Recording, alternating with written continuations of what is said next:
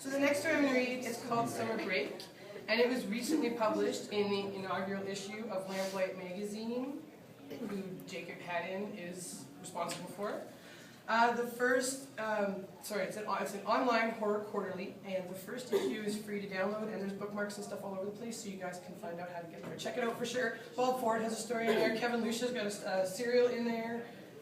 A bunch of other people check the flyer. Okay, so this is called Summer Break.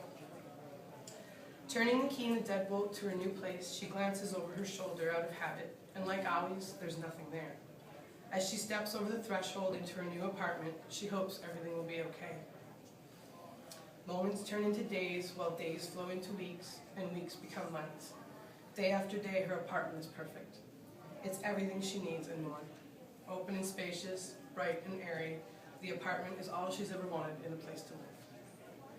The summer goes by quickly and quietly. She loses herself in hobbies, simple things, as she figures out what makes her happy.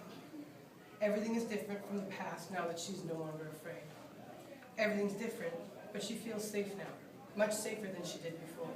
She knows she'll be just fine. She doesn't need help living anymore. She has served her time in the darkness. Gone are the days of constant sadness, as she now spends most days in the sun with a smile on her face. This is her new life. It's her time to shine.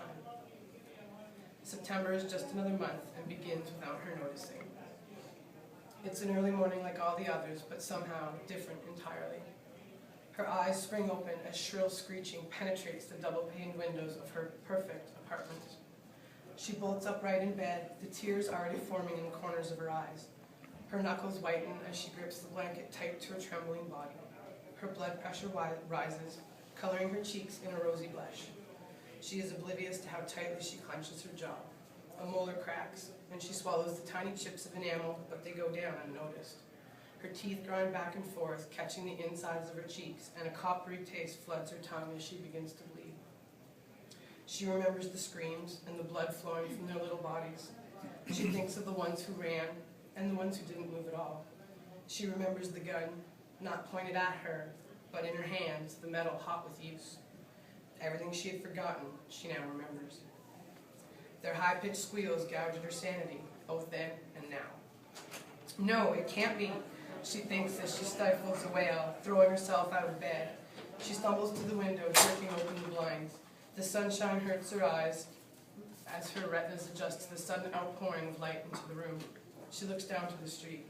The tiny, evil creatures, the ones from her worst nightmares, gather in front of the house across the street. Their tiny forms scurry and skitter around the enclosure, swarming over a plastic swing set and congregating in the sandbox. So many. Her eyes narrow to slits as she stares down at the sea of color and movement. They are everywhere, monsters everywhere, she mutters as she pulls the window coverings closed and heads to the bedroom closet. Excuse me.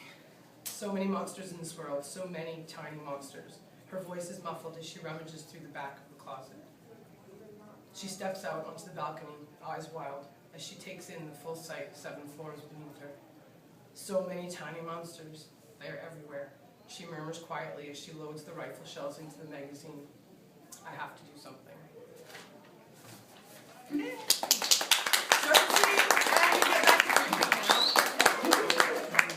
If anyone has questions, and check out Lamplight for sure. It's free, so you can't go wrong.